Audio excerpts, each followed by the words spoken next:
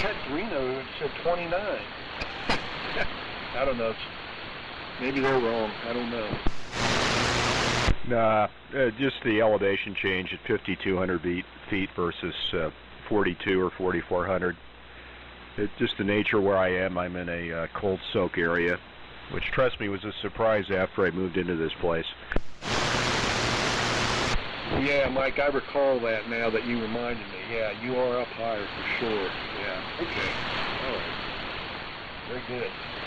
All right, well, I'm going to stand by here for just a couple more minutes and see if anybody else wants to get on the list. So number 6 is open if anybody wants to check in.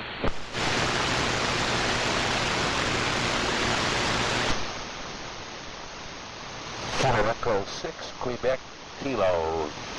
Good morning from Fallon. We're bombing 20 degrees.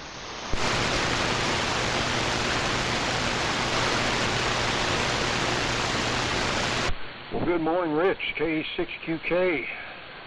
Got a nice signal in here this morning. I've got you in the number 6 spot. And anybody else would like to check in, be number 7. We'll be starting here in just a minute or two, and be number 7, come now.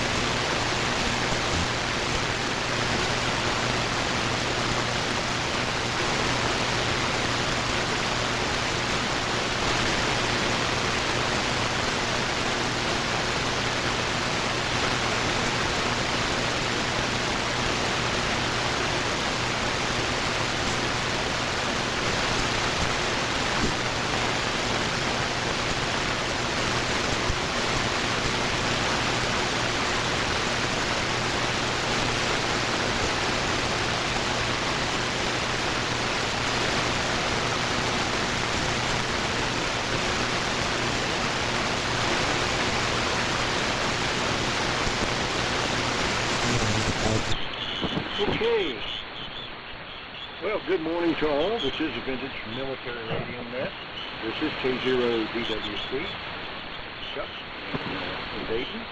I'll be your net control this morning, and we'll be operating on 3.974 megacycles. And everybody here pretty much knows the spiel. Big check-ins at the end of the travel. Sale or all.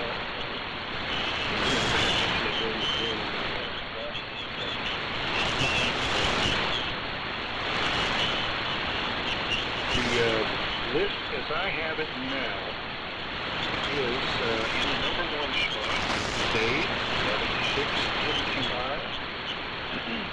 Number 2 spot is Steve.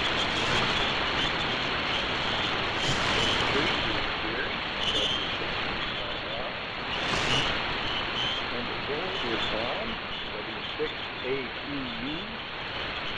Number 5 is Mike, W7NS. And number 6 is Rich, K6QK. And that's the list as I have it right now. So anybody want to check in and be number 7 for the first round, come now.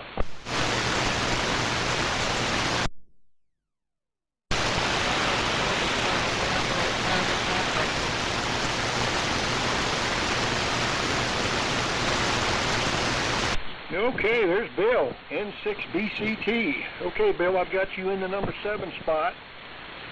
Is there a number 8 out there for first round? November uniform 6 Foxtrot.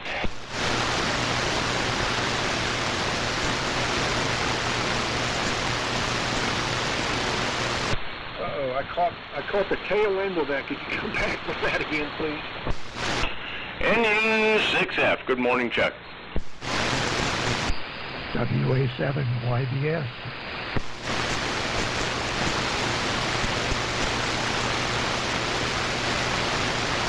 All right, good run. Good morning, I got you in the number 8 spot, and there's Henry. WA7 YBS in the number 9 spot. All righty. All right, let's see. Let's see if there's a number 10 out there. Number 10 for first round. Come in.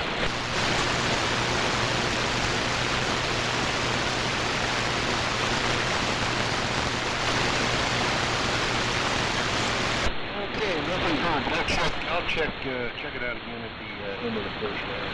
So let me give the rundown real quick as I have it. Number 1 is W6MQI. Number 2 is W6SSP. Number 3 is W6KRY. Number 4 is W6AQU. Number 5 is W7MS. Number 6 is KE6QK. Number 7 is E6BCT. Number 8 is E6F. And number 9, W7YBS. Good morning to all again. Very nice signals from everybody. And we are running the ART-13 this morning with the D104 mic. And listening on the R45 ARR7 through an LS3 speaker. A couple hundred watts with an inverted V. And that's all run down here this morning. So with that, we'll go ahead and get started and send it on to Good morning, Dave. I heard number 10 K6BXY. I think I heard Mike say he was running his as well. So W6MQI, go ahead. He runs in there, Chuck. K6BXY. Oh, okay. I never heard him. Okay. I don't know. Maybe I doubled or something. K6BXY. Okay, Vern, my apologies. You're number 10, sir, and you'll hand it back up to me, K0DWC. Thank you, Henry, for the heads up there. Okay. W6MQI. Go ahead, Dave. Okay. Yes, while you were handing it over to me, I heard Vern in there, so I left a pause. But, excuse me. Yeah, good morning, everybody. Steve, Jerry, Bob, Mike, Rich, Bill, Ron, Henry, and now Vern. And everybody's sounding good. I was going to say Mike was top dog, but man, when Ron came on, holy moly. Dude, you almost broke my speaker. You got one hell of a punchy signal there this morning, Ron. Curious to see what you're running. And yep, I'm on my TCS setup. The receiver is the TCS6, transmitter TCS14. I'm going through the remote and listening on an LS3 speaker and driving the Drake L7 amplifier for somewhere over a little over 100 watts.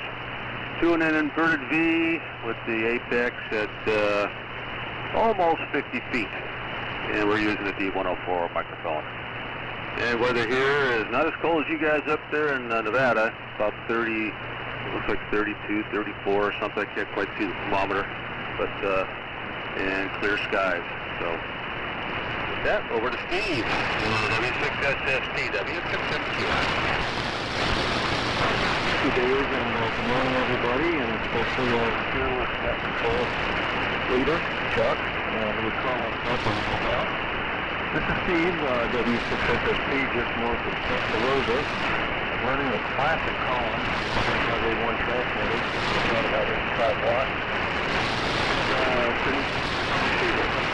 105 watts.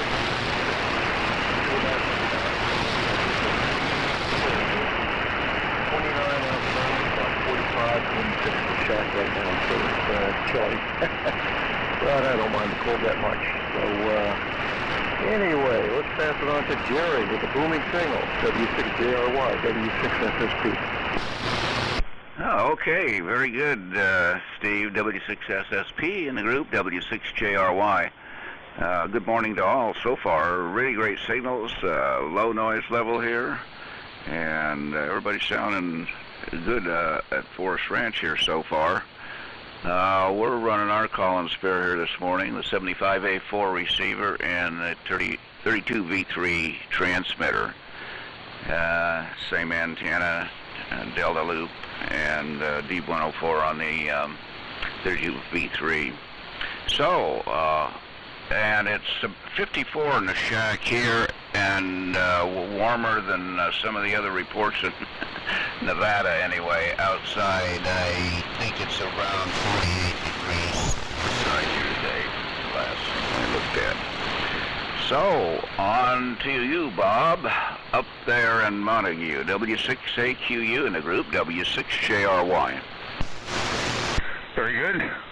Thanks, Jerry. Well, good morning to all.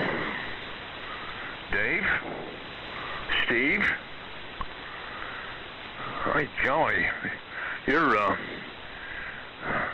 all stations actually are way above 9. MS, excellent audio this morning. Pounding in here. Rich, very good signal. And Bill, I'm copying you pretty good. Ron up there, I didn't know what happened to Ron. All of a sudden there's this swamping carrier here. I must have slept in there. Henry, good morning.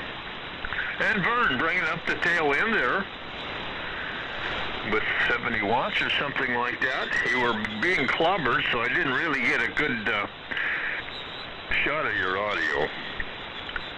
Well, anyhow, it's 26 degrees here in Montague. We're using a half wave between a tree and a tower. Single 3500Z at about 200 watts. And that's enough for now. So, let's see. Next station. Gotta be number 5, isn't it? So, MS, tell us what you're running this morning. This is W6AQU. Well, thank you, Bob. W6AQU and the MILRAD net. We'll make that transposition today. W7MS, Mike in Reno. And it's, well, it's 61 degrees at this operating position, so that'll be the update here. And we'll wait for the official weather report from Henry. But good morning to all. Great signals from everybody. And hello, Vern, on the double there. We did hear you, so welcome to the group. And Bill's doing okay from Half Moon Bay, so we'll see how it transpires here. So 1, 2, 3 stations, 4 stations from the great state of Nevada here. We're doing great. And this morning, running the TCS pair, the TCS-11 transmitter, TCS-12 receiver, both Collins contract, except mismatch, since the TCS-11 transmitter is the post-war rebuild where they planed the front panel, painted it a beautiful gray, and silk screened it. It's really quite attractive, but if you're into, you know, original PT boat issue, it's not, but it is quite attractive, and that's driving a Collins 30S1 amplifier up to about 250 watts of carrier. And I would concur, Ron just about burst my eardrums there when he checked in with a I thought he was introducing maybe a late night talk show on one of the networks there. He was quite loud. And a few teasers here, I think, for Ron and I was probably the opening of the Ace Hardware in the North Valleys, which replaced the True Value, which closed up the end of December. And took a walk through there and was impressed, but also shocked at inflation. Can of red, a rattle can paint's up around $9 a shot there at Ace Hardware for the generic stuff. The other highlight was late Wednesday night, almost midnight, was the ammo cook-off here in the neighborhood, but we won't, we'll throw that out as a teaser. So with that, over to Rich, over to Fallon, Nevada, KE6QK W7MS. W7MS with Chuck, Dave, Steve, Jerry, Bob, Mike, Dean, Bill, Ron, Henry, Vern. This is KE6QK in Fallon. As I announced earlier, it's a balmy 20 degrees in the high desert. Yeah, the animals go out for 5 minutes and come back. They don't like it. Anyway, all the signals sounding good this morning.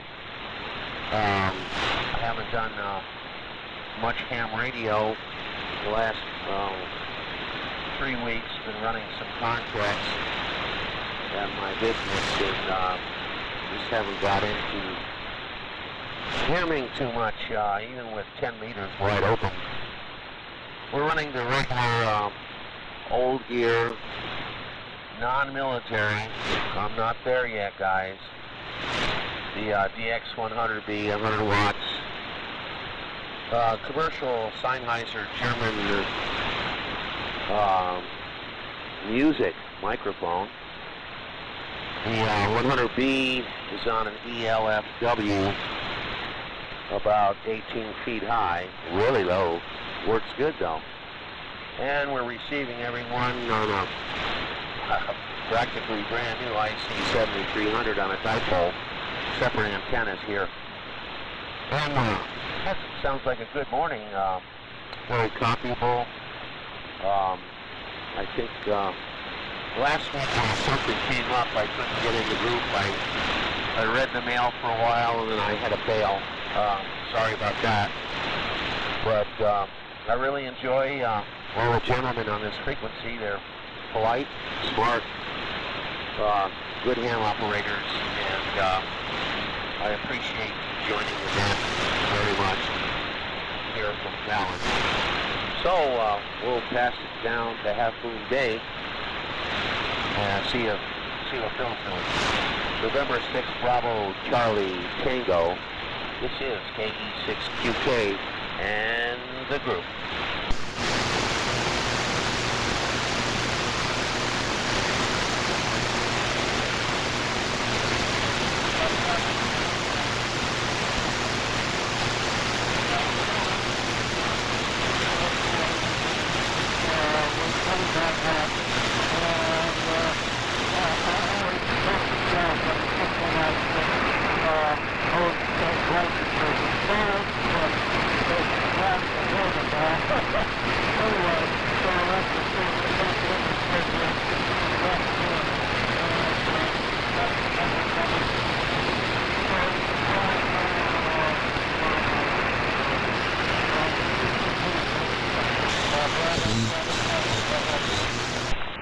Okay, good deal there, Bill. Yeah, everybody's sounding great this morning, and it's nice not to have to strain through QRM, bad conditions. Audio, 1, 2. Oh, for a while there, I lost my audio. Anyhow, yeah, so it was nice not to have to struggle to listen to anybody. Yeah, let's see, run down real quick. Yeah, I'm running the T3 this morning and the R390. Wasn't sure how the band was going to do, so I thought I better start QRO and then go to QRP. In the 160-foot long wire for the antenna. Good hearing everybody in there, nice signals. I was, and like Mike, like you said, yeah, big news. We finally got a hardware store again. So that was nice to see that. And I don't know, we do have something going on with the audio here. I wonder if the mic is, the battery in the mic is going on this one. I had a good time with the Pearl Harbor Memorial stuff going on, and we lost our audio. Okay. Over to Henry. Well, that was quick. Stand by just a bit. I have to touch up the antenna tuner and it's across the room.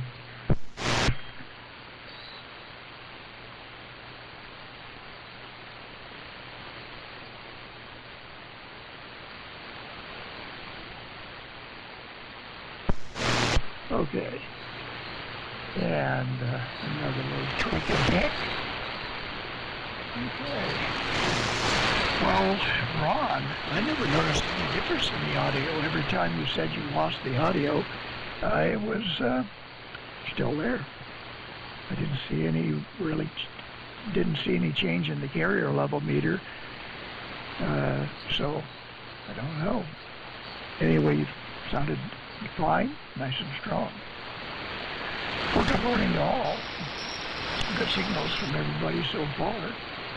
And let's get the temperature thing out of the way. It was 16 degrees this morning here in Dayton. And of course, we're not really in Dayton. We're 5 miles east of Dayton and right on the Carson River. So that's why it's a little cooler out here. And so anyway, that's the weather report. It's kind of high clouds, not too bad. We're running 1/4 of the power that we normally run when we're on the big rig. This is the little rig, or the 1625 rig, W6MIT transmitter, homebrew, built in 1997. I always forget to mention that when I'm on the big rig, that transmitter's 25 years old. John built that in 1998. And a couple of days ago, a new fan came in, going in the big rig, a cooling fan for the PA. And of course, that fan was 25 years old, and it was always howling when you first turn it on. You could sit there and just wiggle the hub. It was the bearings were shot in that thing. But after 25 years of operation, it would be expected. So I got a new fan for it, and when we have the PA out of the big rig, we're also going to replace the 4-250A. I have a NOS one that we hope isn't gassy, and we're going to see how that runs. So that's the rundown. Here, 75 watts of carrier power, and the antenna is the collinear array, and the receiver is the Collins 51J4 laboratory model, light gray panel, and an RC coupler in the 6kC position installed by Collins. So that's the rundown of the station. Let's turn it over to Vern. How's it going there, Vern? K6VXY, WA7, YBS. Okay, thank you. It's going pretty good there. I made it on time to make it official. I checked my clock. It was 7:28. I was rushing to make my coffee to get in here. I believe I got all the names right. There's names. And so I got to say good morning.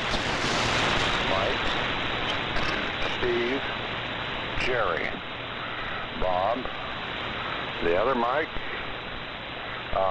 Rich, Bill, Ron, Henry, and then me.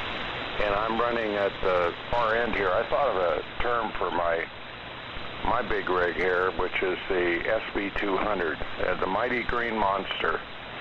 And its fan makes a little noise when it first comes on. I kind of flip back the pop top on this. This is neat. It helps cool it. So when I'm transmitting here, I'm using a fan. And the rig here is good old power supply here, runs everything. And then I've got it's a MFJ. And I've got an IC, which is now IC 7200, considered the best audio source. And Ron also on your transmitter, you did say a couple times, there goes the transmitter. Maybe you could see it going. It was dropping slowly, being possibly a tube thing. You know, they take a while to go once the power's kicked. But you went out rather quickly. And I took your advice on the steel wool. I'll talk about that next time. But I did quite a bit of work outside this week. The transmitter is, of course, is the 7200 running the SB200, and we're running, how many watts this week? Let me look here on that.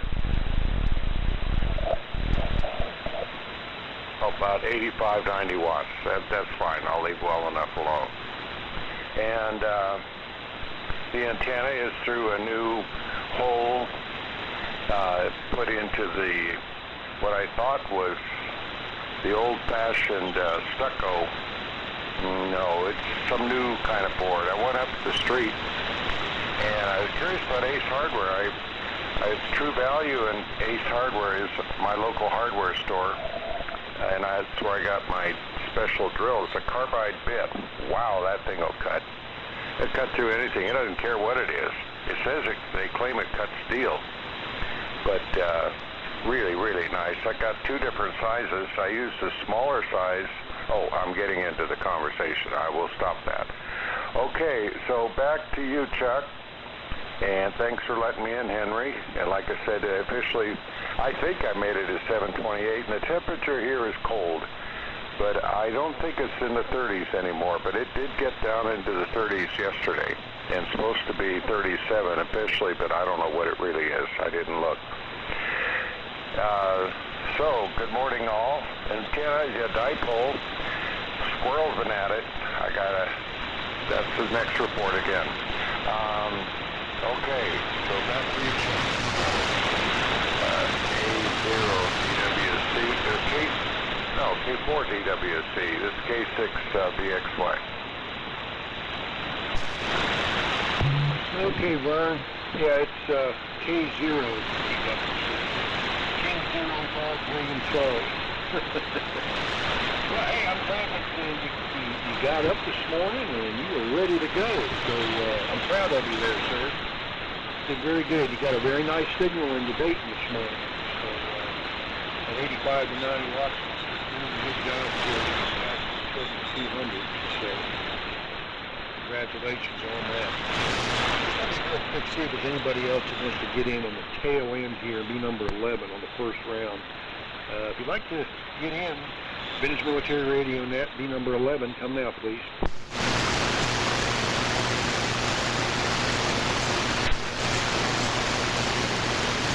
Okay, nothing hurt. So, anyway, yeah, everybody's got a great signal, even Bill.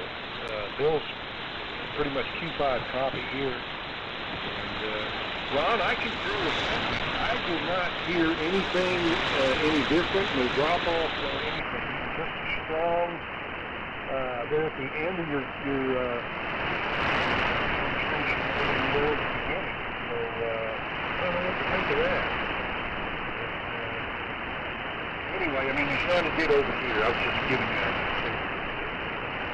Anyway. Okay, well, let's see here. I guess here, I've been kind of leaving the shop a little bit in here. Some of it, moving some stuff around, digging there. I got some stuff in the corner. I got one more corner wrap I got to work on, and actually cleaning up a little bit of room in here. So, you know, when you're a big clunky guy like me, you need all the room you can get, you know, because, you know, I'm the kind of guy that would be sitting in a restaurant and with a ketchup bottle in my hand, and I'd shake the ketchup and the bottle top would come off. That's the kind of guy I am. So, you know, I need all the room I can get, so I'm getting it. So, anyway, okay. Well, we'll go ahead and we'll start round two. And Send it back over to Dave. Dave, the TCS sounds really good.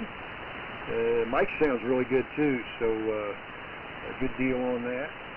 Like I said, everybody else is sounding just fine. No problems from anybody. So W6MQI, this is K0BWC starting round 2. Go ahead, Dave. Come on. Okay, there it goes. Didn't want to. Alrighty. Yeah. All stations sounded really good. ECS's, the Collins, 1625s, and everything sounded really good this morning. Yeah, you guys got yourself a Ace Hardware. We got one a few years ago here that replaced a orchard supply. Nice. I'd say it's a nice store, but boy, they are pricey. I don't know if it's an Ace Hardware thing or what, but I only go in there if I have to. Yeah, they're pricey. So the only thing is, it's so much closer than the Home Depot that we have here. Home Depot's like on the other side of the state for me. It takes a while to get to it. So, but yeah, Ace Hardware. Glad you guys got one. Anyway, nice to have a hardware store somewhere close by. Let's see, Project Sure.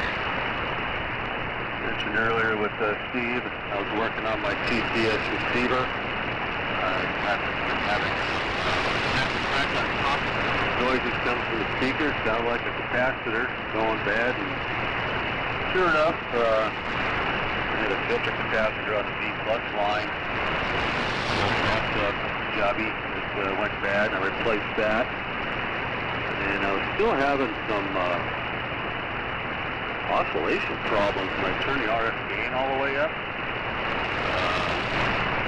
While I was in there replacing that B plus capacitor, I noticed I hadn't replaced one of the bathtub caps in the oscillator circuit.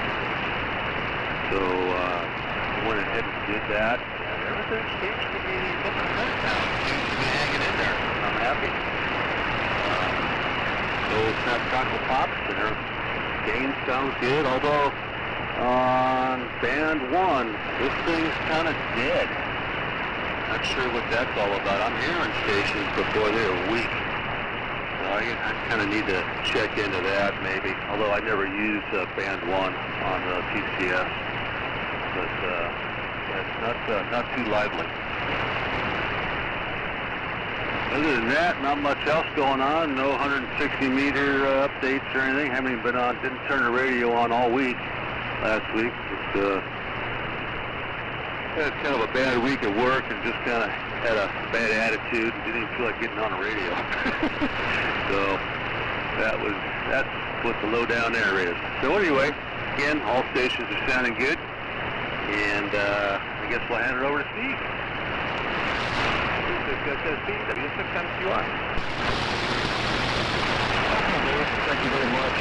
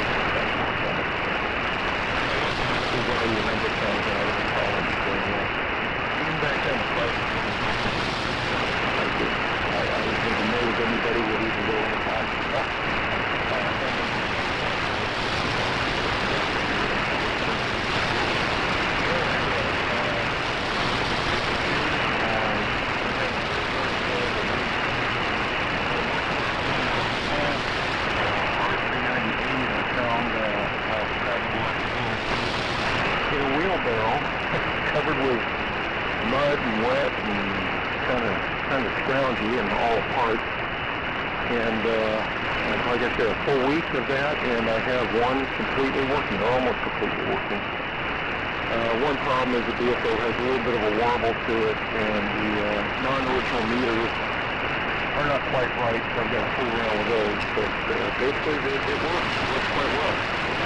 And what I can say is both of these are still warning radios or receivers with all matching modules, but no tags on the front panel, unfortunately. I think they were removed for some reason or another. But scribbled on the side panel of the one I just fixed up was, please leave on 10 megahertz. Do not screw around with these receivers.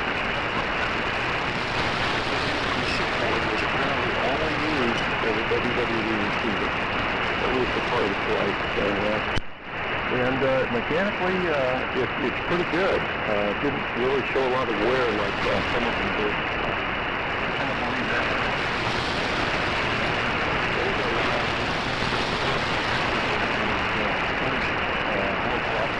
Injection power was very, very low, which I've noticed is a problem on a lot of phones.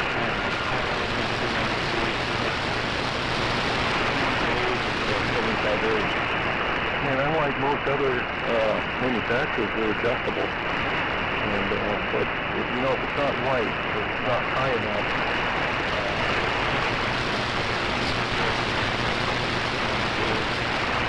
it probably turned out to be the resonant frequency of the tank coil on the first local oscillator, which is 17 megaparsec, was way off. The tuning range was just way off. And I checked it. You took the thread right into range, and boy, that solved that problem. So that took 2 days to figure out, though. Anyway, you always learn something when working on this old stuff. So having a lot of fun with these projects. Already started on the second one. I've got the RF pretty much complete.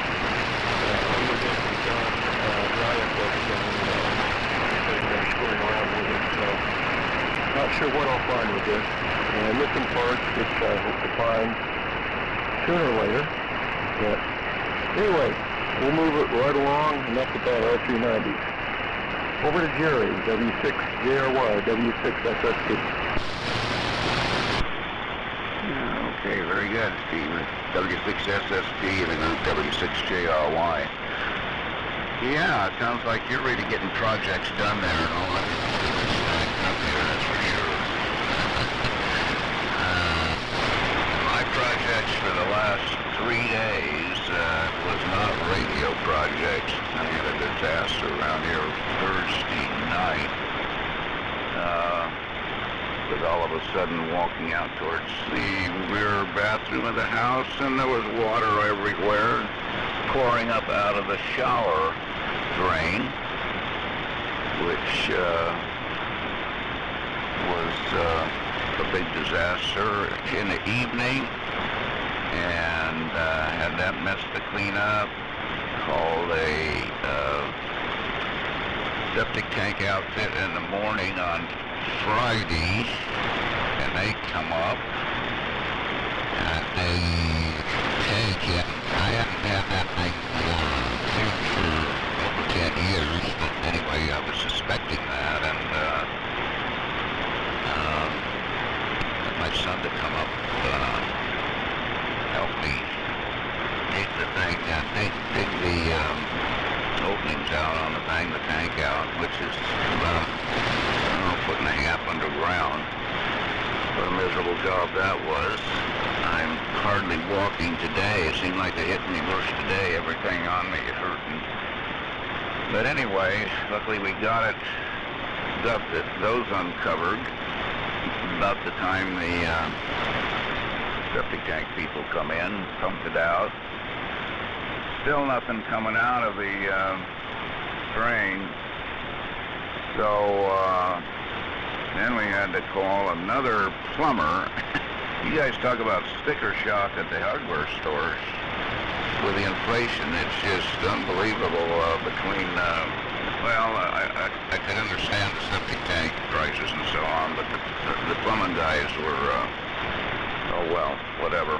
And, but they had, this time around, way back when I had a pump before, I didn't see any of them carrying the equipment these guys had. They had some kind of a high-pressure gizmo that they run up in a pipe and a camera. And they could sit there with a laptop and watch it and run up there. Anyway, bottom line was what had happened about 25 feet up the drain, that pipe coming from the house.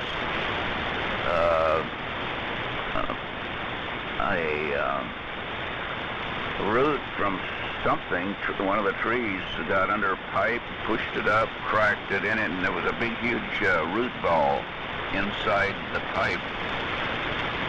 And they were able to get about 80% of it out with the, blasting it and throwing it and so on like that. But probably going to eventually have to get the pipe changed and dug up and taken out, and that is going to be even more expensive than either one of the two guys that showed up there. I was planning on doing a number of projects radio-wise, but this project was not interesting whatsoever. And so it's pretty cold down here in the shack, and we haven't got down here and done too much of anything. Yeah, Steve, I miss my R390s. Don't have any of them anymore. I got rid of those. It's just too heavy for me to work on those things anymore. PCS is gone, so on. Carrying down some of the heavier equipment. Anyway, one other thing. Rich, KE6QK. I think I remember you mentioning that you worked for McClellan before it closed down, and I had a good friend that was actually there to the last end. Well, his name's Mike Martin now, and he changed his name. He had a 6-call, lived up in the Grass Valley area, and it was Mike something else. I used to talk to him all the time on an AM 160 net that I belonged to years ago. And there was another fellow that worked there too. But Mike stayed there till the end, and his last job was to take all the McClellan Air Base Repair Center, all the photos that they had collected, and took them all and digitized them and put them on a DVD. And I got a copy of those, and really interesting. Some of them are even some pictures when, if some of you guys remember about when they flew the planes in there for last checkup before they sent them off to fly off in the Hornet. They put them on the Hornet there in East Bay. And anyway, there was pictures from the beginning of McClellan clear up to the time it ended. Anyway, you might remember that if you worked at McClellan, and I might have that all wrong too. Anyway, enough out of me, and we'll be moving around to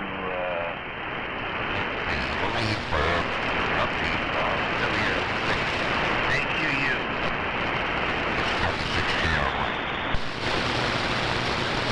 Okay, Jerry. W6JR1. W6A Queen Uncle. You certainly had your hands full. Gone through that pipes and digging stuff out. And of course, it's not shallow. It's 3 feet deep. All right, projects here. We took out some rock furnace. In anticipation of the combat thing in January. And we found, we have several new ones, and luckily we found a 3-4. And went in there and got the filaments off of my 12-volt system and fired it up, filaments-wise, and working on a power supply to get the appropriate voltages, and maybe this coming week I'll be able to put some fire in it. And haven't figured out what I can do for a modulator yet, but have to come up with something. So we've only got, what, a couple months left on that, I guess. So that's been the main project here, was taking those out of storage and selecting one and looking at some prints, and etc.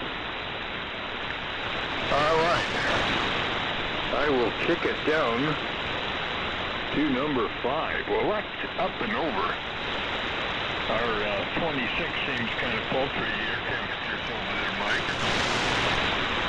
W7MS, W6AQ. Well, thank you, Bob. And,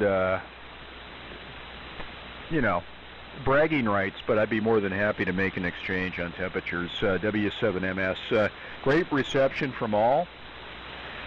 And a few comments, I guess, on Ace versus True Value. I know the True Value here in the North Valleys was franchise, and it was pretty obvious the Ace hardware is corporate owned. And they are predatory. They arranged to create a renewed release situation for the True Value operators that was unapproachable from a business plan standpoint, so they were forced out. So that's the backstory on that. And same comments on Ron's audio. Didn't hear a darn thing, but I figured maybe he's so darn close and so loud that maybe I wouldn't hear the difference. But good comments on that. And Steve, great on the R390A projects. W6MQI with band 1. Well, what the heck? This is the important frequencies, but sounding great on the TCS setup, as is Chuck. And it's always a coincidence how we always manage to resonate here occasionally with similar radios. And Jerry, yeah, comments.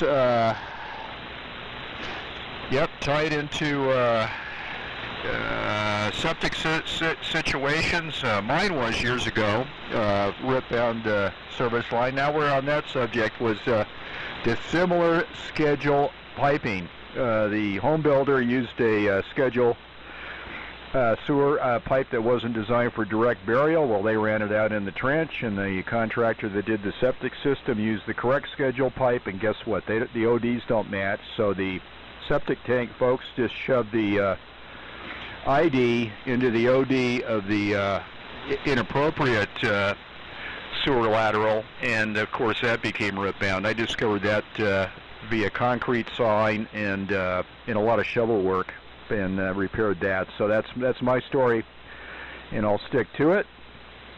And Rich, great on the comments on the gentlemanly atmosphere of this roundtable, and I certainly agree. And as I've mentioned to several people usually on a phone conversation, this is the one I truly enjoy and look forward to, as opposed to some of the other vintage nets, which are pretty much hit and run. And no offense to my folks and to the friends and relatives in Southern California, pretty much Southern California centric. It doesn't, it's nice to be Nevada-centric here, and with a few of those Californians joining us. Great to hear everybody. And yeah, Ron, yeah, working, just knocking. Yeah, I got the updates and the specifics from Ron via text message. So he did have success with the TDE, and that's a great story. Henry, we would not know that you're on the little rig. It's doing excellent. And always great to hear Vern and updates on steel wool. I would assume that probably has something to do with squirrels. I would make that assumption. And let me see. I will elaborate. Nobody wanted to take the hook on the ammo cook-off comments, but Wednesday night, just as I was dozing off between the lily whites in the rack, there was this strange kind of pop metallic sound, and my first thought was, what? Somebody trying to break into my house? What's going on? So I got up, Well, there was a house fire, and the ping-ping kind of metallic sound was the cartridges probably exploding in the garage. It was quite a sound effect, and within minutes, the Truckee Meadows Fire Department rolled in, and with all units blazing there, and got the fire beat down, and out comes the chainsaws, and before you know it, that house has been turned-key into uninhabitable red-tagged residence. So I can see it out the window here, but the nuance of ammo cook-off, it was like, what the heck is that sound? And I figured it out. It was the ammo collection being detonated in the great ammo cook-off. So that's the story there.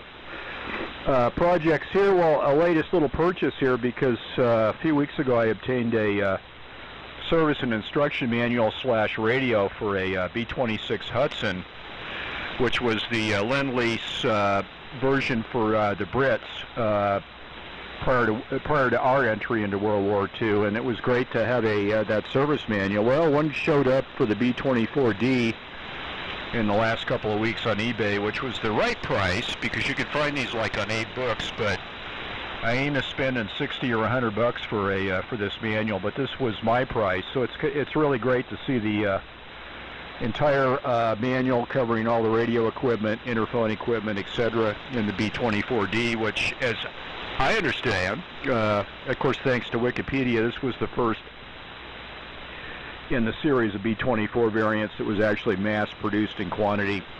And this specific one actually was designed and sold Lend-Lease to the French, who never had the opportunity to receive the B-24D, but also were rerouted to the UK. Also served, of course, with the Army Air Force on this side. So an early version of the consolidated aircraft B-24D. So it's great to see the radio configuration as inspired from the factory.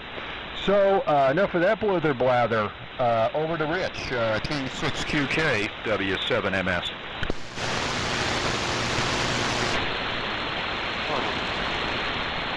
So happy this morning. The band is holding in there. You guys sound really great. W7MS in the group K6QK. Okay, well, I got a monologue now. Everybody stand by. Yeah, I get a kick out of the ammo cook-off. Mike, I've thought about that. I too, I have 223 stored ammo boxes. I would not like to have them cook off. As a retired military, I got fire extinguishers everywhere. I've never had an insurance claim in my life. I don't know. I think I might move some of that stuff. I don't know what it'd be like for an ammo box to cook off. Be interesting. Wouldn't want to be there. Anyway, over to Jerry. I was really happy after retiring from the military as a communications electronics technician, aviation communications electronics technician. I moved into McClellan. I was on a roll. Started out as a GS9. Well, worked my way through the shop. Into Red Force, the F-117 Stealth Fighter Group, then went up into engineering, all the way up to GS-11 Step 7. And when they announced that, I lost a $3 million budget. My supervisor said, "Oh, you have a nice desk and a nice Mac computer. Just sit in there and do whatever you have to do. We don't have any money." And I did that for about 6 months. And, I was going crazy. If you know my personality, I can't do that. You can't put me in a closet, give me money and food and say, just keep your mouth shut and be a good guy and we'll pay you. I couldn't do that. I came out with a program to get out of there. They offered me 10 grand to hit the gate, and I sure did. I had job working with, in engineering, I was working with Lockheed, Grumman, all those contractors. And I even got a job offer from Field Electronics there, the Navy instructor. I could have taken that. But I didn't want to leave. My son was in school. We had a beautiful home in Carmichael, and I didn't want to deal with it. The Air Force offered to transfer me to Idaho, the deep depot up there. And then some of my people were moving to Ohio in engineering. I just quit. Took my 10 grand, went to work for Lockheed, then ended up here with Lockheed in Fallon. And that was the story on McClellan, but I loved it. McClellan had so much to offer. We rebuilt aircraft.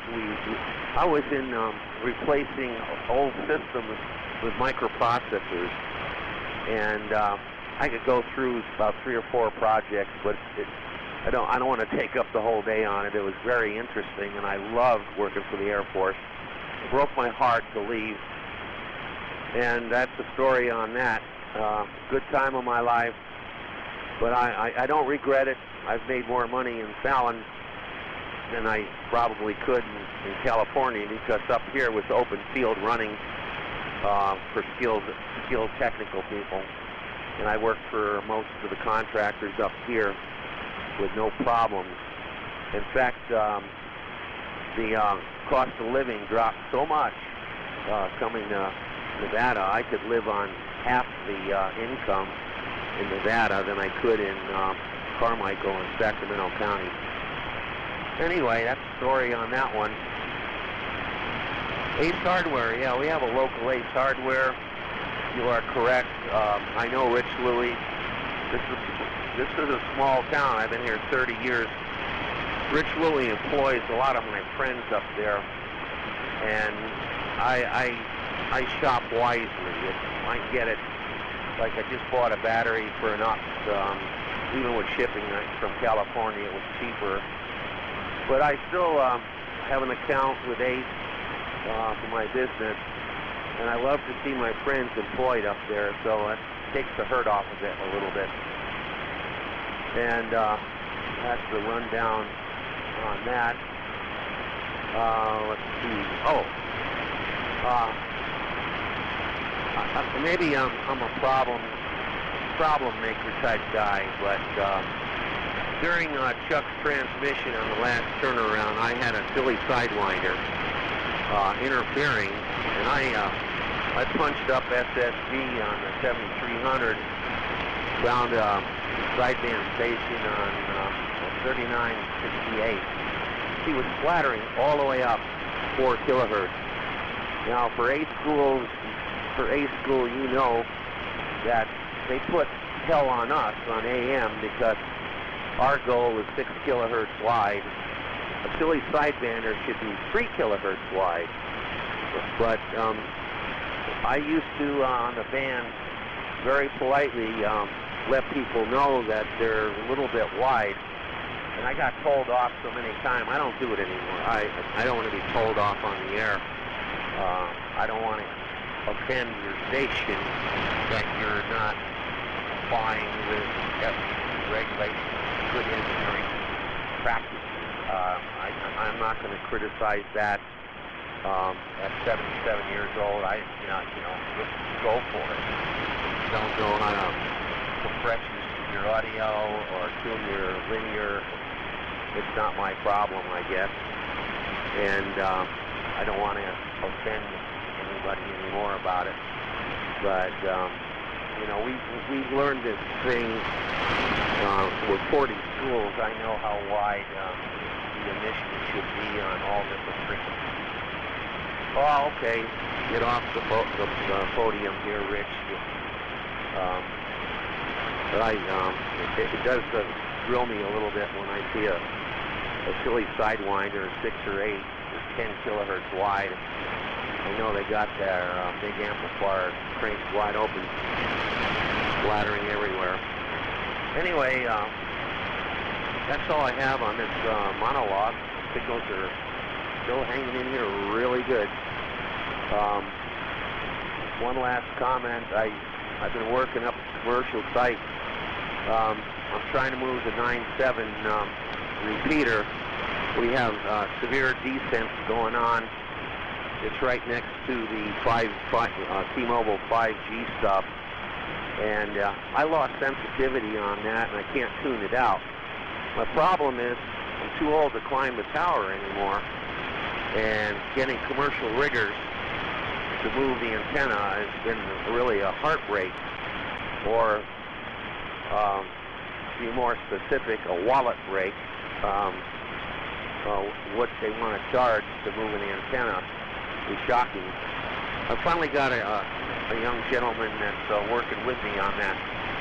So hopefully we'll get the 9.7 back the way it used to be, as a very sensitive repeater. Anyway, I'll get off my podium here and get this down the bill in Half Moon Bay. November 6th, Bravo Charlie Tango. This is KE6QK. Pick it up.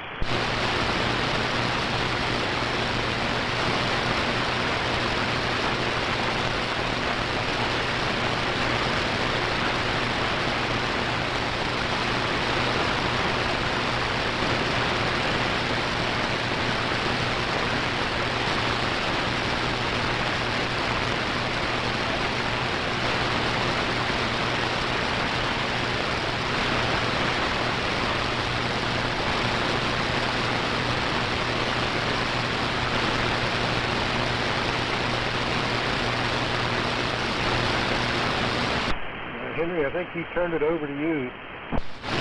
I think it's me. Yeah, okay.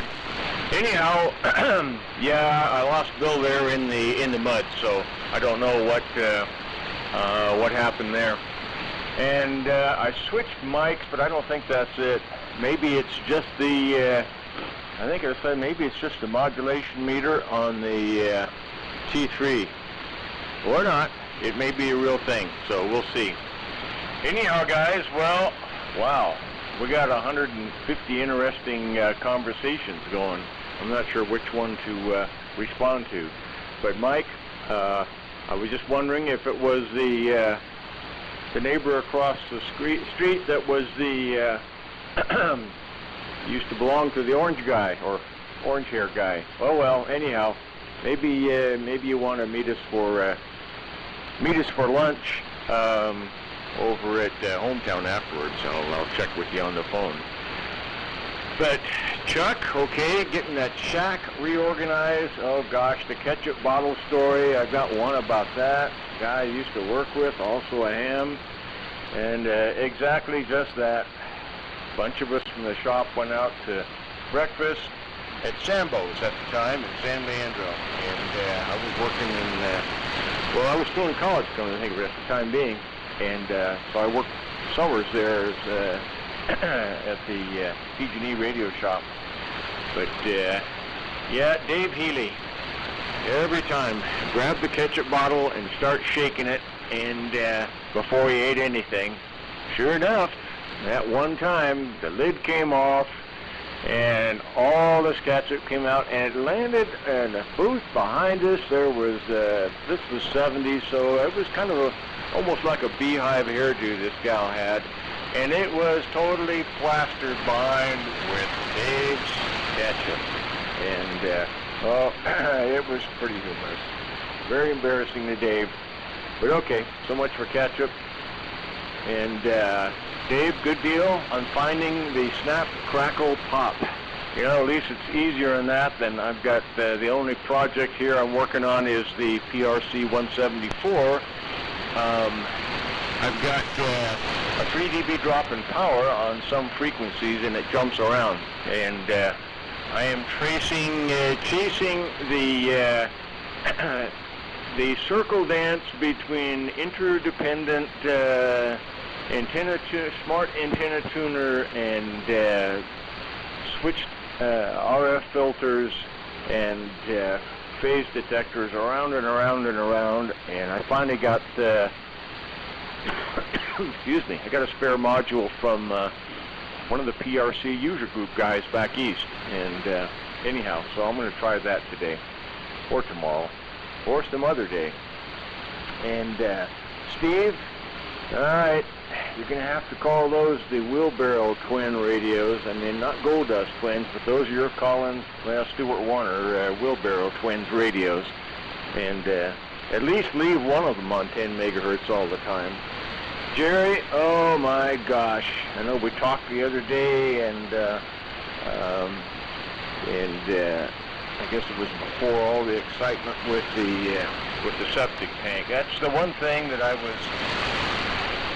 hated to leave the old QTH up there out of Gold Run, where many years, and no antenna restrictions and the rest. But the flip side was, yeah, I have lots of septic tank stories, and none of them are good. They really aren't. And I know you hate to fork out so much a month for city sewer, but I'll have to say that was one of the things that one less thing to worry about. And Bob, okay, on the arc flies, and that's kind of fun that you're digging around and you're finding stuff you even forgot, and you probably was sitting there ignored for years thinking, he'll never use me, huh? Maybe you will. And Mike, on the B-24 manual, that's pretty cool. I used to have a whole set of DC-3 maintenance manuals. Another long story, but I mean, these were huge bound volumes. An aunt that was into real estate bought a house in Piedmont, and the owner was the old owner, who passed away, ran a air freight business, and he had a fleet of DC-3s. Anyhow, and when he finally folded up, he had all these manuals, and I think I finally had to just get rid of them somewhere. I moved I don't know how many times with me. And Rich, yeah, that's kind of cool that maybe Jerry's got those pictures from the phone that you could check out. And okay, on the 2-meter repeater, sight descents, yeah, that's another thing. I really don't miss that much. I built several repeaters over the years down the Bay Area, and yeah, that was a regular deal, all right. Chasing yet one more 2 times F1 minus F2 plus this plus that whenever they come up. And yeah, Henry, the little rig sounds just as big as the big rig.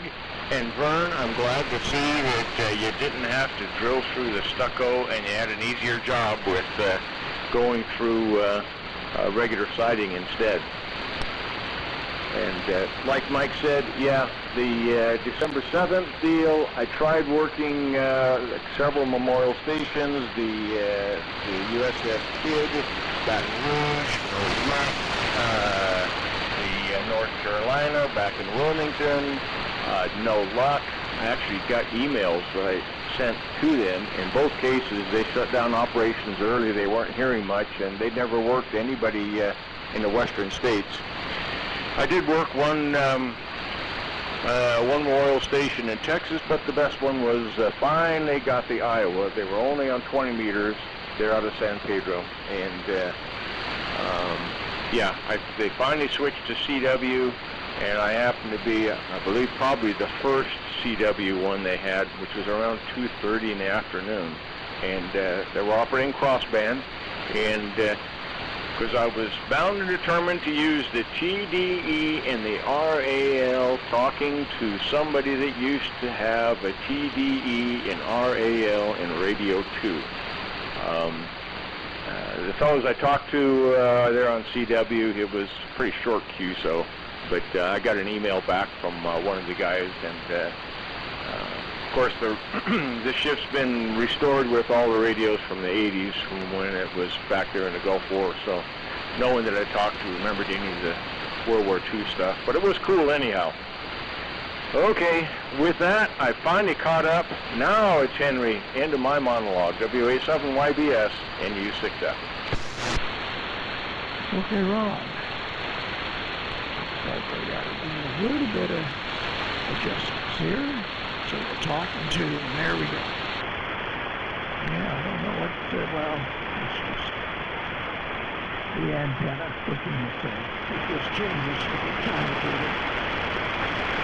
And, yeah, 100% copy on everybody.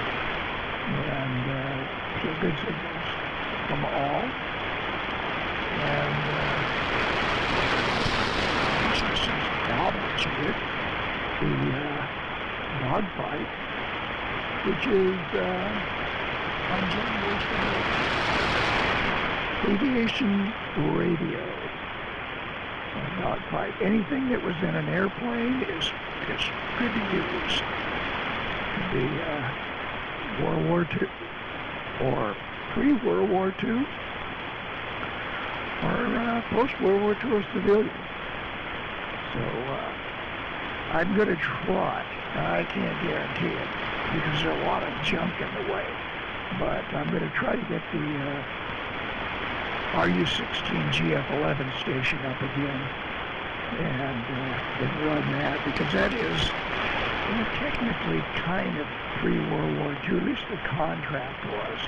The contract, I think they built them into World War II. Of course, they didn't really use them.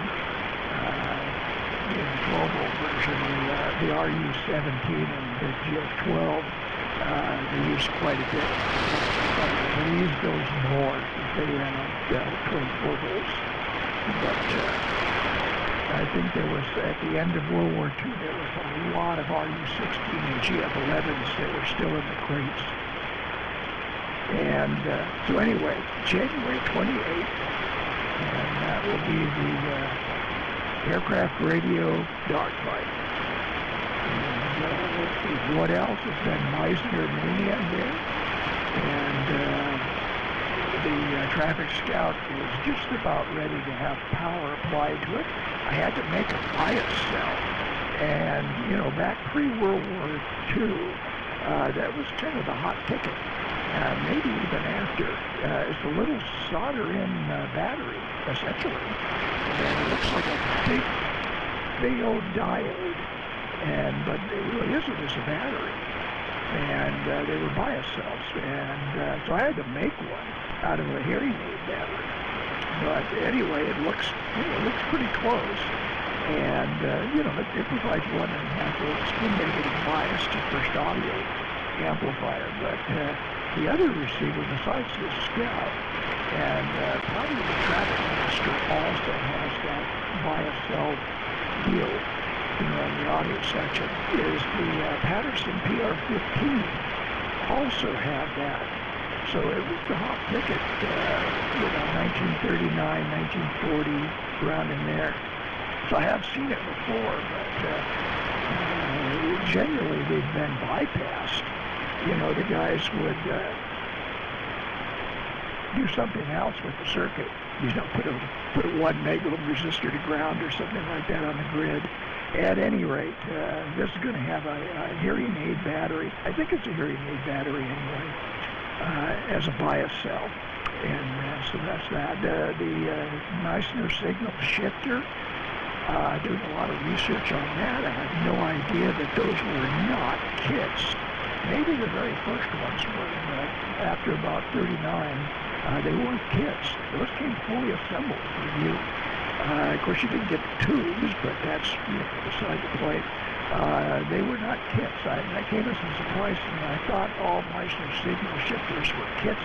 None of them were kits. They were all fully assembled. And what I can't figure out is Meissner advertising says that the military used those, and oh man, the military just really had to have all of the signal shifters that Meissner could lay their hands on and send to them. I have no idea what the military wanted with the signal shifters, but that's what the advertising says. I don't think I've ever seen a picture of a Meissner signal shifter being used in World War II, but who knows? It must have been somewhere. At any rate, more to come on the Meisner story. If anyone's interested, it will be on the website eventually. So with that, let's turn it over to K6 VXY with his steel wool story, WA71BS. Wow, very interesting QSO today. Mike started it all talking about Ace Hardware buying out True Value. I didn't know the difference, and now I do. And speaking of our local store, it's actually in Big Oak Flat, and they claim Pine Mountain Lake in California, but I haven't looked at the sign lately. But I made 4 trips to that store this last week, and I'm not going to tell you about each and every one of them. It's not needed, but I want to thank actually Bob, NU6F, for giving me the tip on the steel wool. That worked out really well. So what I did is I went down there on the first trip. Don't forget that one, that didn't work. But the second trip, my neighbor was there, and he gave me some help because I told him I'm trying to go through this stuff that's on the side of our house, and it's not like masonite like I thought. It's some other material. So what I had done in the meantime on this second trip is I went up the street and stole some wood from the house up the street. This is scrap lumber for what they're building, and it has siding. I had a little piece about 2 inches by 6 inches, so I brought that in with me. I said, this is what I'm trying to go through. I said, aha. And what they have now is a carbide bit. Thing is, you need 2 parts. You need, for your 3/8 drill, there's an attachment, and that attaches to the bit, to the drill saw cutting thing, and I got 1.25 inches because the PVC pipe I was planning on using for the second one, that I won't go into the second one, would take 1 1/8. I thought, I'll make it a little bigger because it's at an angle. And so that's when the idea hit me. Well, put some, on a PVC pipe, they have those couplers, so just use that coupler at the far end. That'll keep all the stuff out, like little rodents and spiders and, for sure, squirrels. And then the upper end,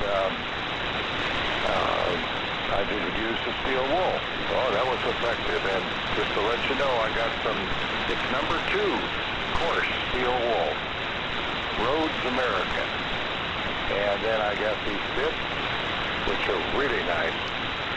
Those things that cut through, they say steel, but I was able to make a really nice circular hole that went from the outside of our house through that wood, which is about 3/4 of an inch thick. And that's what they use. That's their outside, and then they got these slats on top of that that are got some rubber in them. That's what makes your siding. Makes it look like they're using your old-fashioned siding. All available at Ace Hardware.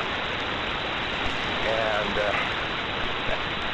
anyhow, it came out pretty good. And the inside hole, because the guy that drilled the previous hole inside went at a kind of a crazy angle, I straightened it out. I had the window open by then, so I was able to line it up nice. He had a really big slope on the rope, on the pipe, and you don't need that. That was just way too much for rain thing, so I moved it up a few inches. But in doing so, I was able to see everything clearly. What the outside hole, push down the fiberglass, and get the upper one done. But that came out kind of oval shape, so that's where the steel wool came in. Super handy, just to stuff that in there, make it tight. And I got 3 wires through it, and 3 pieces of coax with the PL259 on them safely, and I could put more through it. And that was quite a project. So anyhow, that's that. But the squirrel thing made me nervous. That was Thursday. There were 2 of them on both. The stuff I got from Ace Hardware, it's called 6 by 10, they make 10 by 10 foot, they make 12 inches by 10 foot. Aluminum flashing is what they call it. That's exactly what I've got. I got a roll of it here. I'm going to put it on there. But they were above it. The 6, it was 10 inches across, so I'm going to make it thicker. And dancing around, my wife says they were very happy. And I said, oh shoot, they're right above it. They may have jumped from another tree and got to this tree, but I did leave an opening in one spot, and I don't know if they'd find it, but they might have. But I'm getting that plugged up today. We've had some rain this week, but today looks clear, so I can go out there and do that a little later on.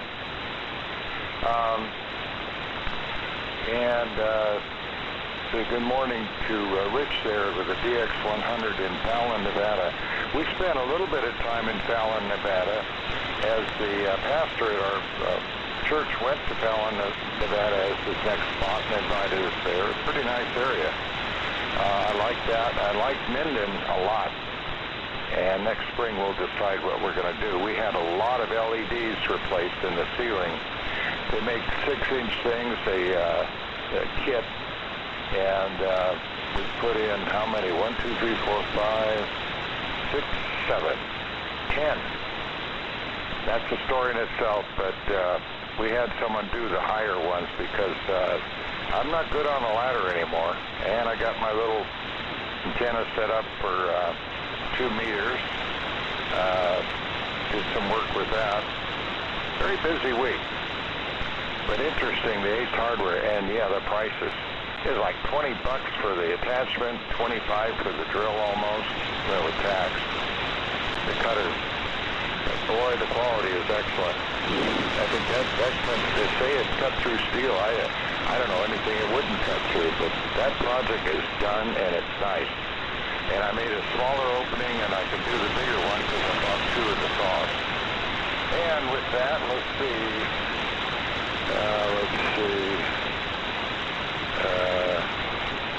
I'm looking here at my notes. And here's that right. Oh, yeah, and also to Fallon, Nevada. I was in the Navy. I was a DT, and then they came out with a data systems technician. That's what I was. He kind of reminded me of that with the fighting he had. For 4 years. We had an R390, I've mentioned that enough times, in the electronics shop, and that's what we listened to, rock and roll and 60s music on. Anyhow, that's enough. It's 8:45. Guys, signals are all about S10 to 20 over. Very good today. And back to you, Chuck. Hey, sorry on the call. K0. DWC. I was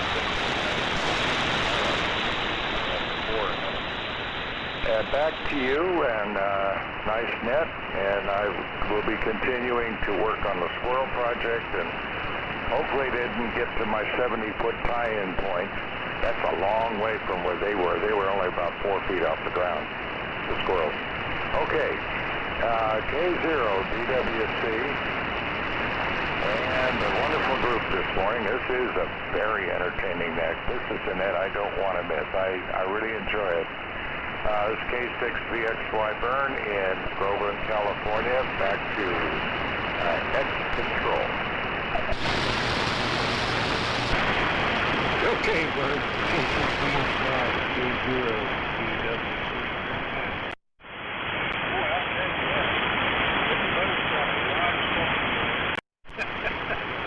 Different conversations this morning, which is a good thing. That's healthy. Very good on oil.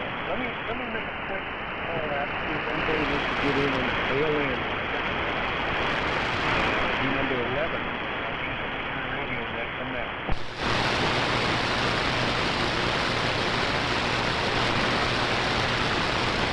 Okay, nothing heard. Alrighty. Well, yeah, Vern's right. It's been like 8:48, so we better go ahead and use the 7-3 round.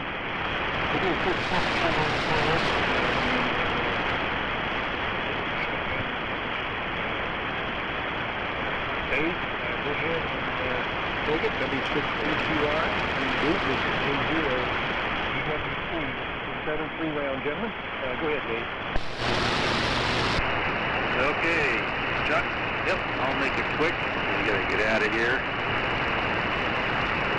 Yep, good net today. Conditions hung right in there. All good. So, stay safe and free to everybody, and we'll talk to you next week. And the TCS receiver is hanging in there, so I think I fixed it. Go to Steve, W6SSP, W6MQI. Everything.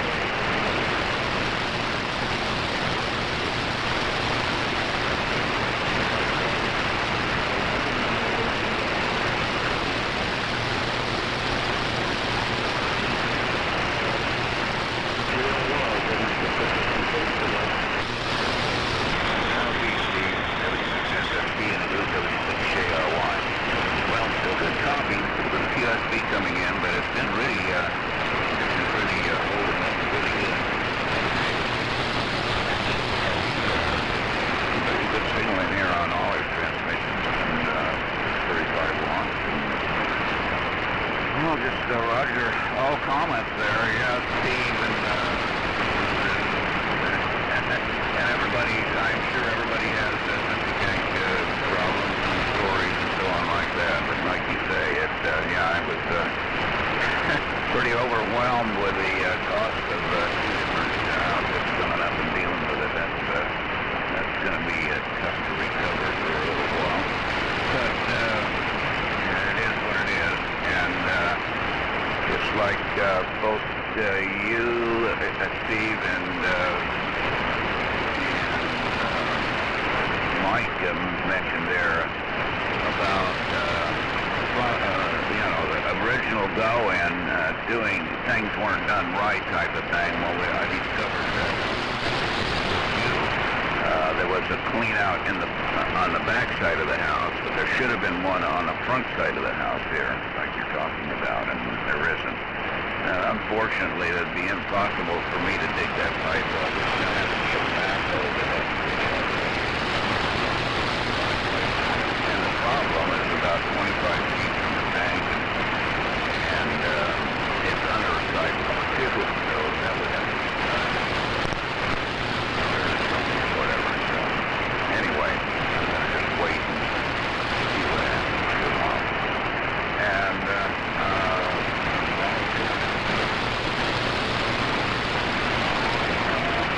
I wanted to mention there to you, Rich, about your experiences with McClellan and so on. Well, I'm sure you probably run across the guy I know, and I'll get some more information. I'll just have to look back. I don't have names and times and so on like that. But one of the ones mentioned they offered when he did that. He might have lived in Carmichael for a while. Either that or up in the Grass Valley area or something like that.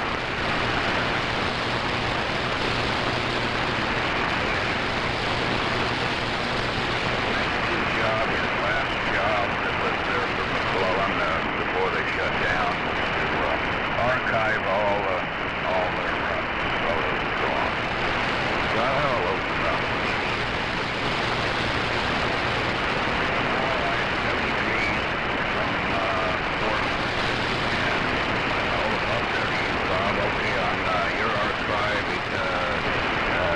Going project there.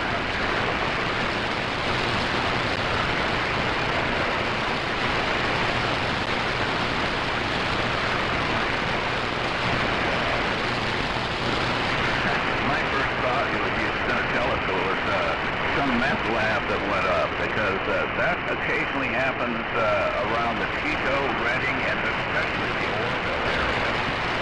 These things that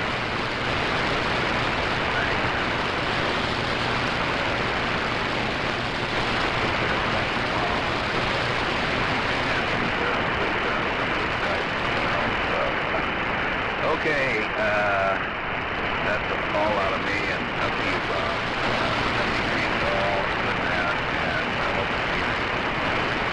W6AQ unit, JR1. W6 to JR1. W6 able to clean knuckle.